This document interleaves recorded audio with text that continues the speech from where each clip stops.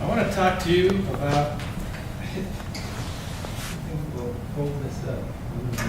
I think this is me typing. There you go. Thank you. I want to talk to you about a tradition that our family has really developed over the years. And my title, I guess, of my speech, you'd say, is It's Christmas, so stuff it. And I'm Excuse me, you want me to get to the point or Get to the how point. to say it? no, Get to the get to point? the point is what I'm Number doing. 3? All right. Okay, all right. So I am actually going to show you how to build a tremendous stocking, because one of the things I learned, and I was in computer work and I've had to go to a lot of these conferences where you would pick up little things at the tables, like conventions. They have all the tables where they give their little logo thing or whatever.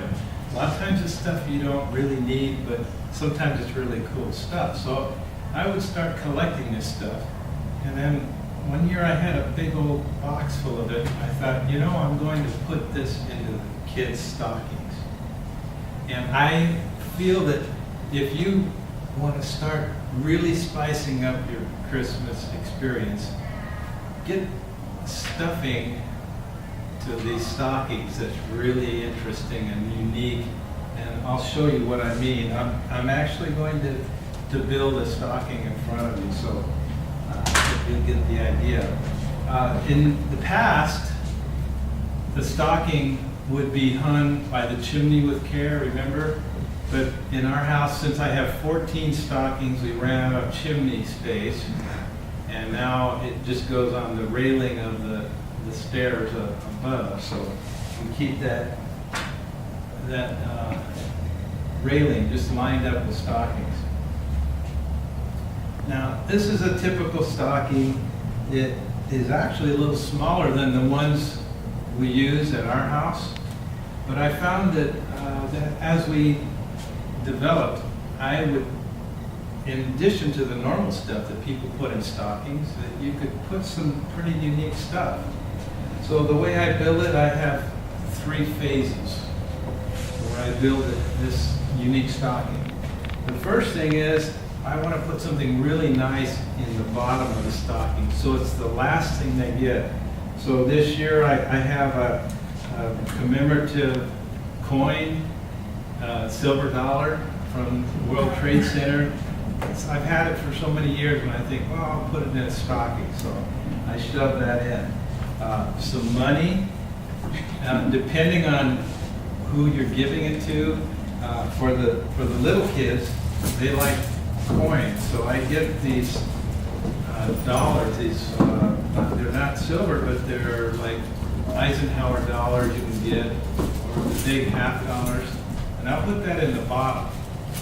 And of course, the money for my kids, the older ones, they always appreciate a little bit of extra cash to put in there. I put it at the bottom so it's the last thing they come up with. And then I start dropping in things, like I went to a hotel a while ago, we got the nice shampoo, so I'll put some of that in. I found a little bottle of ketchup. And you know, they see these things. Here's a nice gift to put in. It's Elmer's glue, except that this one doesn't work anymore, it's dried up. But I'll put it anyway, because the kids pull it out, they say, thanks, Dad, but they get a laugh out of it. So the whole point of my stockings are to really cause the family to have something that's unique. Here's something unique for kids, a little pack of candy cigarettes. I wouldn't recommend this to give to somebody that's struggling trying to quit smoking, so avoid giving this type of gift. But for a little 5-year-old kid, that's perfect. Of course, the mother is not going to let him have it, so it works out well. A Swiss Army knife, nice gift for a 5-year-old boy, but the parents probably will say, no, let me have that. A lot of these gifts For a kid that's just learning how to run, a 2-year-old, perfect. Scissors, because you know you're never supposed to run with scissors. So you put that in the kid's stocking, and then when they pull it out, the mother freaks out and says, "No, you can't have that." It's done in a way that it makes people laugh, and they always remember. And it took about 3 or 4 years of me doing this to the kids, and they finally got the joke. And so now they start putting things in my stocking. Now, this is something that's real nice for a little 5-year-old boy. He doesn't shave yet, but I wouldn't recommend this if you're making a stocking for your mother-in-law. Don't put this in there. It would be too, unless you're on good terms with her. This year, I got these wax lips. Now, wax lips are great because you can have a photo opportunity. I'm going to put them in every person's stocking so that we can put them in and have a photo op, and it'll be a laugh that they'll remember, something that will keep them happy. A little bit of Tabasco sauce, perfect for a little baby stocking. Some matches, you know, for a little kid, they love. Well, you really can't give it to them, but Papa does it. Anyway, there's things that you can throw in. Just start throwing in stuff. Some Skittles. They love bubble tape gum. An old pager that doesn't work anymore. A hand sanitizer is very useful. A mouthwash.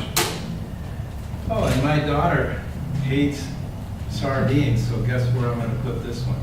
I'm going to put this in her stocking. And that's important if you have a person that is a what do you call it, vegan. Anyway, load it up with things that will get a laugh from them. You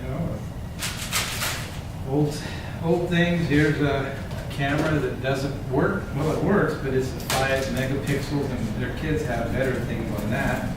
And you top it off with the nice stuff. The things that actually will be candy that they'll remember, some Peeps or whatever.